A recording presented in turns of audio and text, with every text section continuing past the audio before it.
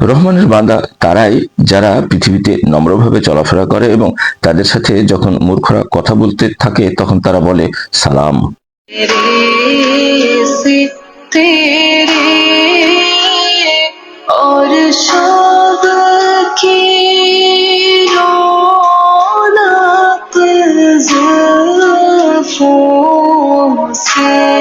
সম্মানিত রোজাদারগণ, আসসালামু আলাইকুম।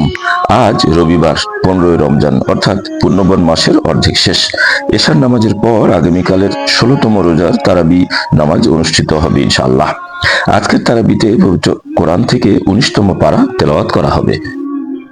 আর এই 19তম পারা অর্থাৎ সূরা ফুরকানের 21 নম্বর আয়াত থেকে সূরা নামলের 59 নম্বর আয়াত পর্যন্ত সংক্ষেপে কিছু অংশ তুলে ধরা হলো। আপনি কাফেরদের আনুগত্য করবেন না এবং কোরআনের সাহায্যে তাদের সাথে কঠোর সংগ্রাম চালিয়ে যান। তিনি সমান্তরালভাবে দুই সমুদ্র প্রবাহিত করেছেন, একটি মিষ্ট তৃষ্ণা নিবারক ও অপরটি লোনা বিষাদ। উভয়ের মাঝখানে রেখেছেন একটি অন্তরায়, একটি দুর্ভেদ্য আড়াল। তিনি পানি থেকে সৃষ্টি করেছেন মানুষকে, অতঃপর তাকে রক্তগত, বংশ ও বৈবাহিক সম্পর্কশীল করেছেন। তোমাদের পালনকর্তা সবকিছু করতে সক্ষম। আমি আপনাকে সুসংবাদ ও সতর্ককারী রূপেই প্রেরণ করেছি। আপনি সেই চিরঞ্জীবীর উপর ভরসা করুন যার মৃত্যু নেই এবং তার প্রশংসা সহ পবিত্রতা ঘোষণা করুন। তিনি বান্দার গোনা সম্পর্কে যথেষ্ট অবহিত। তিনি নভমণ্ডল, ভূমণ্ডল ও এই দুইয়ের অন্তর্বর্তী সবকিছু 6 দিনে সৃষ্টি করেছেন। এরপর আরো সে সমুন্নত হয়েছেন। তিনি পরম দয়াময়। তার সম্পর্কে যিনি অবগত তাকে জিজ্ঞেস করে দেখো। রহমানের বান্দা তারাই যারা পৃথিবীতে নম্রভাবে চলাফেরা করে এবং তাদের সাথে যখন মূর্খরা কথা বলতে থাকে তখন তারা বলে সালাম।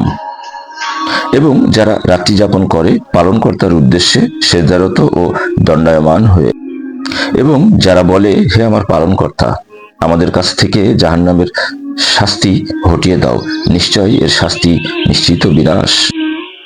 এবং তারা যখন ব্যয় করে তখন অযথা ব্যয় করে না, আবার কৃপণতাও করে না, এবং তাদের পন্থা হয় এত দুয়ের মধ্যবর্তী।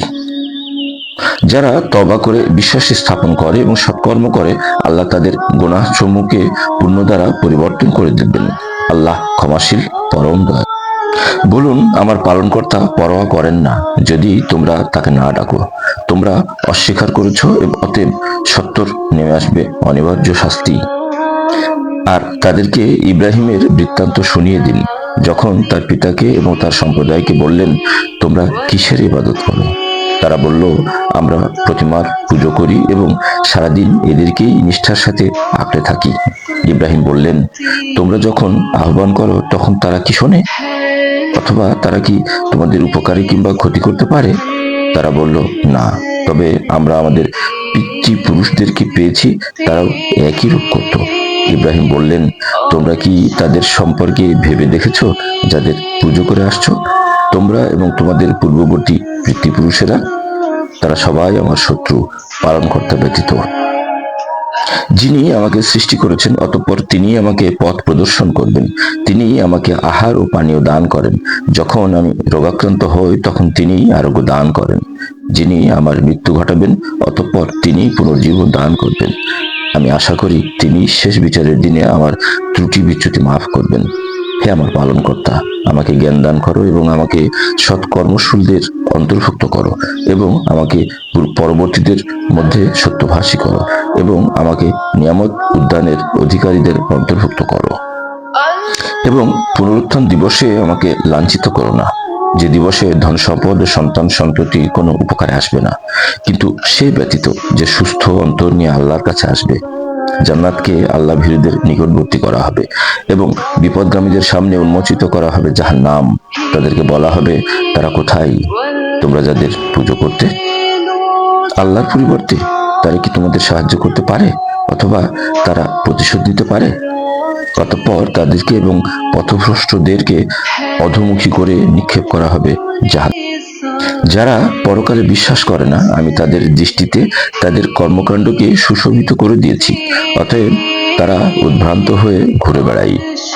হে আমার পালনকর্তা, তুমি আমাকে সামর্থ্য দাও যাতে আমি তোমার এই নিয়ামতের কৃতজ্ঞতা প্রকাশ করতে পারি, যা তুমি আমাকে আমার পিতামাতাকে দান করেছো, এবং যাতে আমি তোমার পছন্দনীয় সৎকর্ম করতে পারি এবং আমাকে নিজ অনুগ্রহে তোমার সৎ কর্মপরায়ণ বান্দাদের অন্তর্ভুক্ত করো। এটা আমার পালনকর্তার অনুগ্রহ, যাতে তিনি আমাকে পরীক্ষা করেন যে আমি কৃতজ্ঞতা প্রকাশ করি না অকৃতজ্ঞতা প্রকাশ করি। যে কৃতজ্ঞতা প্রকাশ করে সে নিজের উপকারের জন্যই কৃতজ্ঞতা প্রকাশ করে, এবং যে অকৃতজ্ঞতা প্রকাশ করে সে জানুক যে আমার পালনকর্তা অভাবমুক্ত মহানুভব। তারা এক চক্রান্ত করেছিল এবং আমিও এক কৌশল করলাম, কিন্তু তারা বুঝতে পারেনি। সম্মানিত সুধী, 16তম তারাবির বাংলা সার সংক্ষেপ এ পর্যন্তই। আবারও কথা হবে 17 তারাবির বাংলা সার সংক্ষেপ নিয়ে। ততক্ষণ পর্যন্ত আপনাদের সবার মঙ্গল কামনা করছি। আসসালামু আলাইকুম ওয়া রাহমাতুল্লাহ।